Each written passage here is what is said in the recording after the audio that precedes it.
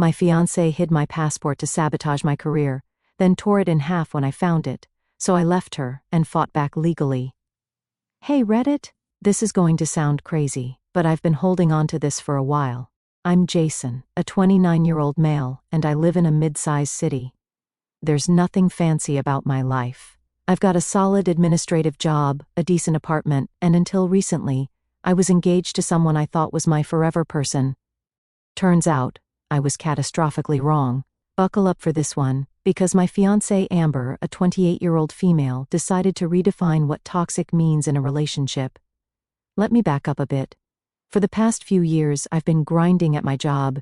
It's not glamorous, lots of spreadsheets, emails, and meetings that could have been emails, but I've been consistent and reliable.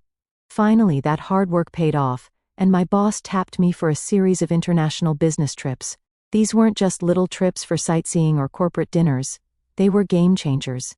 Networking events, meetings with high-profile clients, and real opportunities to boost my career. When I told Amber, she was all smiles at first. She acted super excited for me, telling me how proud she was and even helping me pick out new luggage.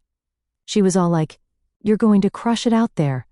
Show them what you've got." For a minute, I thought I was one of those lucky guys who had a partner who actually wants to see them succeed. But I was dead wrong. At first, everything seemed normal. We talked about how I'd call her every night while I was gone, how I'd bring her something cool from Europe, and how this would just be a stepping stone to something bigger for both of us. But as the weeks went by, I noticed subtle changes in her vibe. For starters, anytime I mentioned the trip, her face would twitch. Not a full-on frown, but this barely there grimace, like she was trying to hold it together but couldn't quite pull it off. Then she started making weird comments like, "Do you really need to go on this trip? Isn't there another way to impress your boss? Or I feel like this company is taking advantage of you."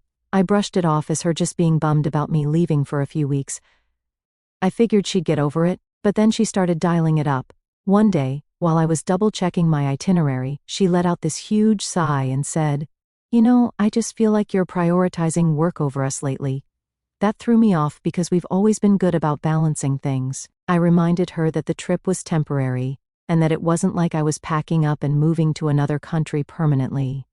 She just shrugged and gave me this tight smile that screamed, "I'm not okay, but I'm not going to tell you why." Now, Amber is, how do I put this nicely, the kind of person who thrives on being the center of attention. Whether it's her birthday, a random Tuesday, or the anniversary of the day she found her favorite lipstick shade, she needs everything to be about her. Don't get me wrong, I'm all for spoiling my partner and making them feel special, but Amber takes it to a level that could make a narcissist blush. For example, last month, we went out for dinner with my coworkers, and somehow Amber managed to turn the entire conversation toward her job. She works as a graphic designer, which is great, but by the end of the night, everyone knew the name of her boss, her latest projects, and how she single-handedly saved the team during a tight deadline. Meanwhile, no one even knew why we were at dinner in the first place. It was to celebrate a milestone I hit at work, but hey, who needs recognition when you have Amber? Anyway, as the trip got closer, her comments became less passive-aggressive and more, I don't know, openly bitter. She started saying things like, "I bet you're going to have so much fun without me, and what if something happens while you're gone? Who's going to be here for me?" At one point, I jokingly said, "I'll bring you back some chocolate to make up for it," and she just gave me this look, you know, the kind that makes you wonder if you accidentally insulted someone's entire lineage. One night, we were watching a movie, and I made the mistake of mentioning my itinerary. I thought she'd be interested. It had cool details like networking dinners and visits to major offices. Instead, she turned to me and said, "So you're just going to leave me here alone for 3 weeks and expect me to be okay with it?" "Amber," I said, trying to keep my tone light, "it's not like I'm going on vacation. This is for work. It's important." "Important for you," she shot back. "But what about us? Don't we matter?" At this point, I was starting to get frustrated. I'm not the kind of guy who thinks relationships should be all sunshine and rainbows 24/7, but this was getting ridiculous. Every time I tried to talk to her about the trip, it turned into some emotional guilt trip about how I was abandoning her. Then came the big red flag. One evening, while I was organizing my travel documents at my desk, Amber walked in and leaned against the doorframe. "You really don't have to go, you know," she said. What are you talking about? I asked without looking up. I'm just saying, she continued. Maybe it's not as big of a deal as you're making it out to be. What's the worst that could happen if you stayed? You could miss the flight, and we could spend some time together instead. I paused, my pen hovering over a sticky note. Amber, I said, I have to go. It's my job. Yeah, but your job isn't your whole life, she muttered before walking away in a huff. I sat there for a minute, staring at my papers and trying to process what had just happened. Was she seriously suggesting I ditch this massive opportunity just to hang out at home? Who even thinks like that? But here's the thing. Amber wasn't done. She started making little digs whenever she could, like she would laugh and say, "Don't forget your passport. Wouldn't want you to miss your flight," or "What if the universe is trying to tell you something, and you're ignoring it?" At this point, I wasn't just annoyed, I was starting to get genuinely uneasy. That brings us to the night before my flight. Everything was packed, my documents were ready, and I was feeling good. Then I opened the drawer where I always keep my passport. And it wasn't there. I stood there, frozen for a moment, staring at the empty drawer like my passport would magically appear if I just focused hard enough. But it was gone. That awful sinking feeling hit me like a truck. This wasn't some misplaced sock or the TV remote. My entire trip, my career, depended on this one thing, and it had vanished into thin air. I yanked the drawer out completely, flipping it over to check underneath. Still nothing. My hands were shaking as I tore through the rest of the desk, shoving papers, notebooks, and random junk aside. No sign of it. "Jason, what's going on?" Amber's voice drifted in from the doorway. I glanced up, and there she was, leaning casually against the doorframe, her damp hair wrapped in a towel like this was just another regular night. "My passport's gone," I said, my voice strained as I opened another drawer, half expecting it to magically appear. She tilted her head and frowned. "Gone? That's weird. Are you sure you didn't put it somewhere else?" "Amber," I said, exasperated. "It's always in this drawer. Always." She stepped into the room, her brow furrowing like she was trying to figure out how a grown man could lose something so important. "Well, maybe you moved it without thinking," she offered, pulling open the top drawer of the nightstand and glancing inside. "I didn't move it," I snapped, my frustration spilling over. "I'm not careless about this stuff. It's always in the same place." Okay, she said quickly, holding up her hands. "Let's not panic. We'll find it." I appreciated the gesture, sort of. But the way she was poking around half-heartedly, flipping through a pile of clothes on a chair, was driving me insane. I could already feel my head pounding. This wasn't the time for casual searching. "I've already checked there," I said, pointing at the spot she was looking. "Well, you never know," she said with a shrug, barely glancing up. I turned away, muttering under my breath, and ripped open the closet door. If I didn't keep moving, I was going to lose it. My brain was running a mile a minute, trying to figure out where the hell it could have gone. I'd just seen it 2 nights ago when I was double-checking my travel documents. I remembered holding it in my hand, flipping it open, and putting it right back in the drawer. So where was it now? We tore apart the room. Or at least I did. Amber floated around like she was on a scavenger hunt for something she didn't care about. She'd open a drawer, glance inside, and move on without even digging through it. "You're sure it's not at the office?" she asked suddenly, leaning against the dresser. "Why would it be at the office?" I shot back, pulling out another stack of paperwork from a box under the bed. "Maybe you brought it there to show someone or something," she said. I didn't even dignify that with a response.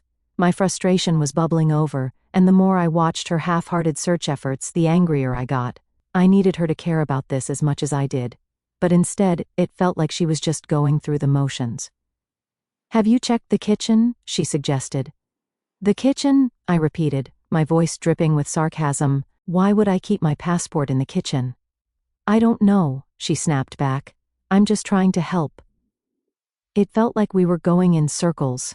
I was turning the apartment inside out, cushions off the couch, drawers emptied onto the floor, even rummaging through the laundry hamper for some insane reason. Every passing second felt heavier, like time was physically pressing down on me. "Jason, calm down," Amber said, her voice softer now. "We'll find it." "I don't need to calm down," I said, practically growling as I moved to another corner of the room. "I need my damn passport." She sighed dramatically, and I could feel her watching me, probably wondering if I was losing my mind. maybe I was, but who wouldn't be? My flight was in less than 10 hours, and my ticket to a better future was nowhere to be found.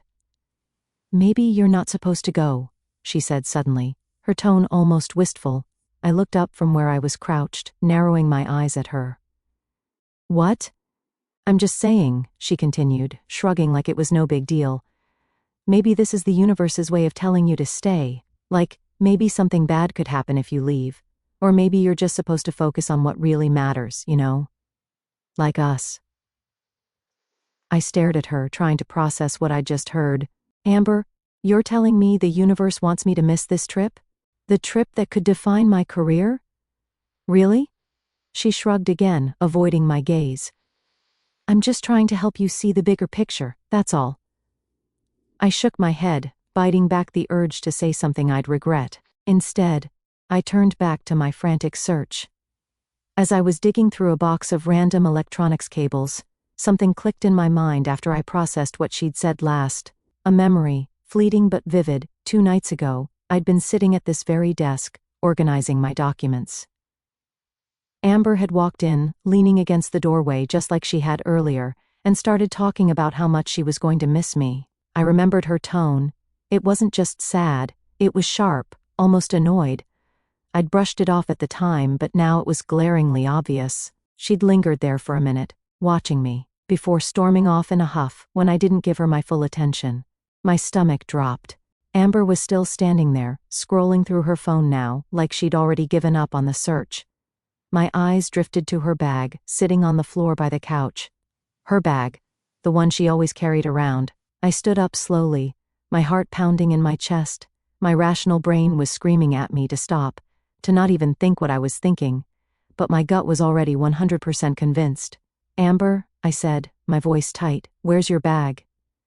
She looked up, confused. What? Your bag, I repeated, already walking toward it.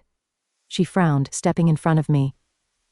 Why do you need my bag? What are you doing? Just let me check something, I said, my tone sharper than I intended. Her expression shifted to something between defensive and insulted. Are you serious right now? You think I have your passport? Her tone, her body language, it was all wrong. I wasn't buying it. I don't know what to think, I said, my voice louder now, but I'm checking anyway. She stepped aside, her face hardening, and I grabbed the bag. My hands trembled as I unzipped the main pocket. Nothing but tissues, her wallet, and some random junk. Then I felt it, a hidden compartment inside. My fingers brushed against something flat and firm. Inside the hidden pocket of her bag, my heart skipped a beat as I slowly pulled it out. The sight of the navy blue cover with the gold insignia made my stomach twist. Relief was fleeting. It was immediately replaced by anger and disbelief. She had taken it. I stood there for a moment, gripping the passport tightly, my mind racing. I couldn't fathom why she would do this. Amber was still standing a few feet away, her eyes widening as she noticed what I was holding. The color drained from her face, and she froze like a deer in headlights. Amber, I said, my voice low, though every fiber of my being was boiling over. What the hell is this doing in your bag? She didn't answer immediately, her mouth opening and closing as if searching for an excuse. I don't know how that got there, she finally stammered, taking a step back, her hands trembling slightly. I held the passport up for emphasis. You don't know? It magically appeared in your bag, in a hidden pocket, and you have no idea how it got there? Her face hardened suddenly, and she crossed her arms. Maybe you put it there by mistake, she said defensively, betraying her attempt at confidence. I couldn't believe what I was hearing. My mind was spinning, trying to process the absurdity of her response. Amber, cut me some slack, I said, stepping closer, the anger in my voice unmistakable. You hid my passport. Just admit it. Her eyes darted to the floor, then back to me. She was cornered, and she knew it. Okay, fine, she snapped. I took it, but I wasn't going to keep it forever. I just wanted you to stay. I thought if you missed the flight, we could have more time together. The audacity of her words was unbelievable. I took another step forward, towering over her. You thought stealing my passport was the solution? Are you out of your mind? Do you even realize what you've done? This isn't just some petty argument, Amber. You almost ruined my entire career. She flinched but didn't back down. I didn't know what else to do, she yelled, her voice cracking. You've been so focused on this stupid trip and your job, and I felt like I didn't matter anymore. I just wanted you to see that we need to work on us." "Work on us?" I repeated, my voice dripping with disbelief. "You don't work on a relationship by sabotaging your partner. What you've done isn't love, Amber. It's manipulation." Her face crumpled, tears spilling down her cheeks. "I didn't mean for it to go this far," she whispered. "I just wanted you to stay. I thought if you missed one flight, you'd realize how much I need you here." My jaw tightened as I stared at her, the weight of her actions sinking in. There was no coming back from this. I couldn't even look at her without feeling a mix of anger and disgust. "You've crossed a line I can't forgive," I said, my voice cold. "We're done. This relationship is over." Her eyes widened, and for a moment she looked like she couldn't comprehend what I'd just said. "You don't mean that," she said, her voice shaking. "You're just upset. You'll calm down, and we'll figure this out. I didn't mean to hurt you." "I've never been more serious," I said firmly. "We're finished. Pack your things and get out." Her expression twisted into something wild, desperation mixed with fury. "You're not leaving me," she screamed, lunging forward. Then within seconds she snatched the passport out of my hand before I could stop her. For a second, I was frozen, watching her grip the passport with both hands. Then, with a sickening tear, she ripped it in half. "Are you doing, Amber?" I roared, stepping forward and grabbing her wrist before she could do anything else. My hand clamped down hard enough to stop her. "What the hell is wrong with you?" She struggled against my grip, her free hand flailing as she tried to pull away. "Let me go." "Not until you understand what you've done," I growled, my voice low and dangerous. "You just destroyed my passport. Do you even realize the gravity of that? You didn't just cross the line, Amber. You obliterated it." Her sobs grew louder, her body going limp in my grasp.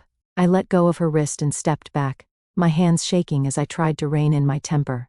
The pieces of my passport lay on the floor between us, a stark reminder of her betrayal. "Get the hell out of here," I said finally, my voice cold and steady. "I don't want to see you here when I get back. Get your things and get out." She sank to the floor, her sobs racking her body. "Jason, please," she begged. "I didn't mean for it to go this far. I was just scared. I thought you'd leave and never come back." "I was going to come back," I said, my voice sharp. "But now? Now there's nothing left to come back to. You did this, Amber, not me. You need to take responsibility for your actions." She didn't respond, just sat there crying as I turned away, unable to look at her any longer. My chest felt tight, my anger simmering just below the surface as I tried to think through my next steps. The passport was completely ruined, there was no salvaging it, but I couldn't afford to let her sabotage my future. I grabbed my phone from the counter and started searching for emergency solutions. There had to be a way to fix this in time for my flight. My mind raced as I dialed a number, the adrenaline pumping through me, keeping my focus razor sharp. Amber's sobs grew quieter behind me, but I didn't turn around. I couldn't. The woman I thought I loved, the woman I had planned a future with, had turned into someone I couldn't even recognize. Her actions spoke louder than any apology ever could. The pieces of my passport were still on the floor, but I didn't bother picking them up. There was no time for sentimentality or second-guessing. I had a flight to catch, and I wasn't going to let her ruin everything I'd worked for. My flight was still scheduled for the next morning, and somehow, I needed to figure out how to replace my passport in less than 24 hours. A quick search told me that getting an emergency passport was possible, but it wouldn't be easy. I'd have to go to the nearest passport agency in person, and since it was after hours, I'd need to make an emergency appointment first thing in the morning. The catch? I'd need proof of my trip, a government-issued ID, and a whole lot of luck. I called my best friend Caleb to ask for help. He immediately picked up on the urgency in my voice and asked what was wrong. I explained, trying to keep calm, that Amber had destroyed my passport. There was a noticeable pause before he responded with a shocked reaction, clearly struggling to process what I'd just told him. I laid out the details, how she had hidden it, how I found it, and how, after I told her we were done, she tore it in half right in front of me. Saying it out loud only reignited the anger I was trying to suppress. Caleb didn't hold back, calling her actions next-level psycho and asking if I was okay. I assured him I would be, but explained that I needed his help. I planned to get an emergency passport the next day, and needed someone to drive me to the agency to avoid any more sabotage from her. Without hesitation, Caleb agreed and asked what time he should be there. I told him it had to be early, 6 a.m. He promised to pick me up and, before we ended the call, reassured me that I was making the right choice by walking away from her. His words hit harder than I expected, but I knew he was right. After hanging up, I called the emergency passport line and explained my situation. They gave me an appointment for 7:30 a.m. at the nearest agency, which was thankfully only an hour's drive away. I spent the rest of the night gathering everything I'd need: my driver's license, a copy of my flight itinerary, and even an old photocopy of my passport that I'd kept for emergencies.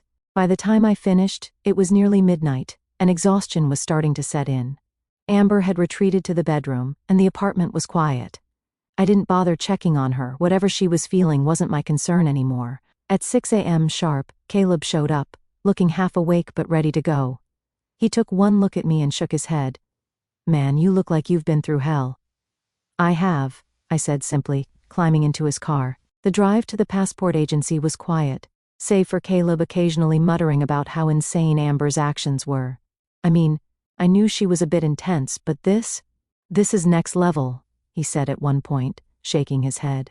"She knew exactly what she was doing," I said, staring out the window, "and I can't believe I didn't see it sooner."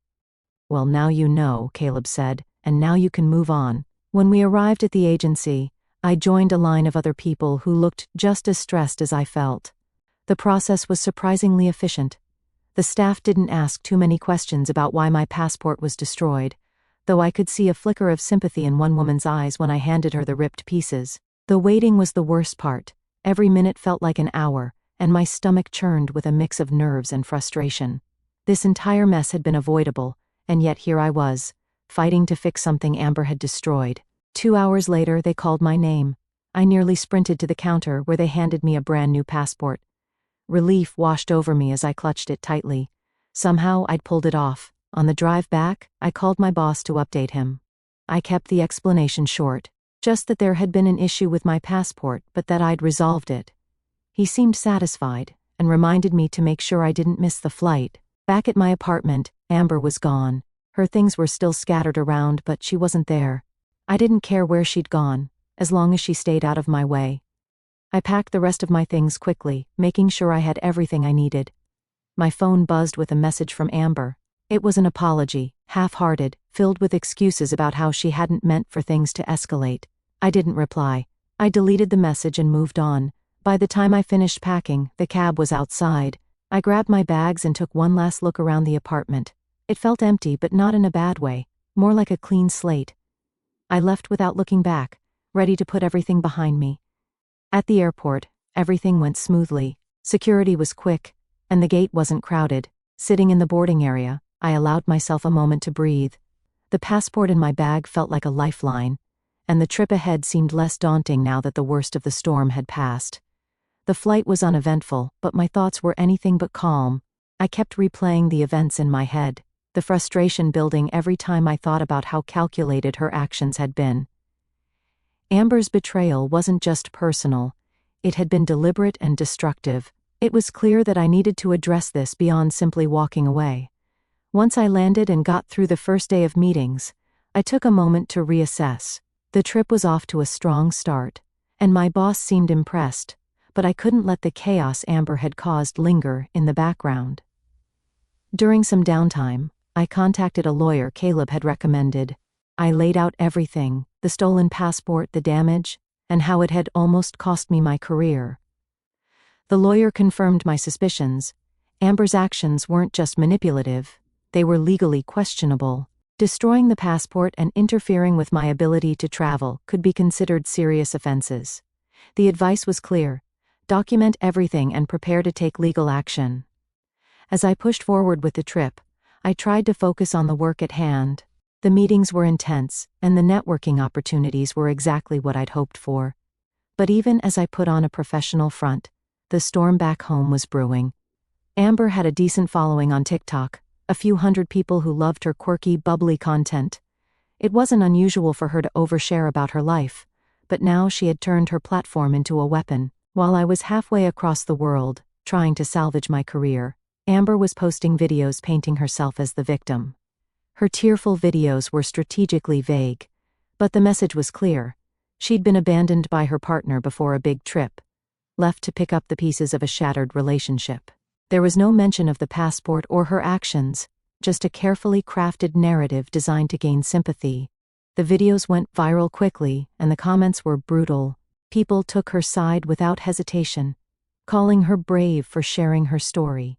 Mutual acquaintances chimed in, fueling the fire, and soon strangers were digging up my accounts and sending hateful messages. My Instagram and LinkedIn were flooded with accusations from people who didn't even know me. They even tried to report my accounts multiple times. At first, I was furious.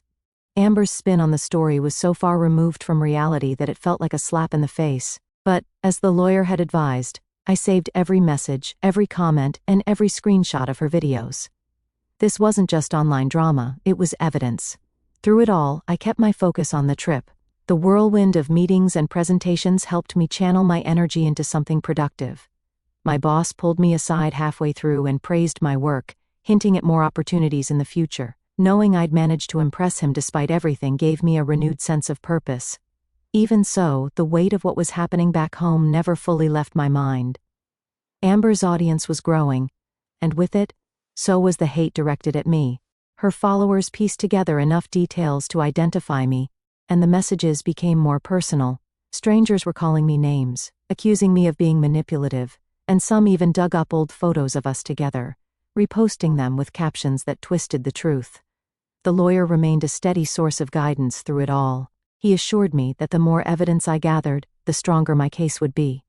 Amber's actions were creating a pattern of behavior that only strengthened my position by the end of the trip.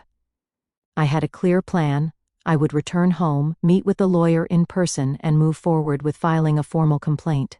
The passport incident alone was enough to justify legal action, but her social media campaign added another layer.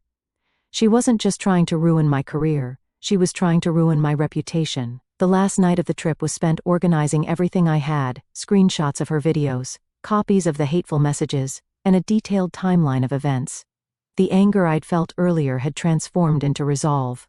Amber might have thought she could control the narrative, but the truth was on my side. The trip had been a success, but the fallout from Amber's actions wasn't over. Her attempts to spin the story in her favor had only strengthened my determination to hold her accountable. Landing back home felt like a fresh start. Even though I knew the storm was far from over, I had meetings lined up with my lawyer to finalize the case against Amber, and there were still loose ends to tie up, like the lease and my belongings at the apartment.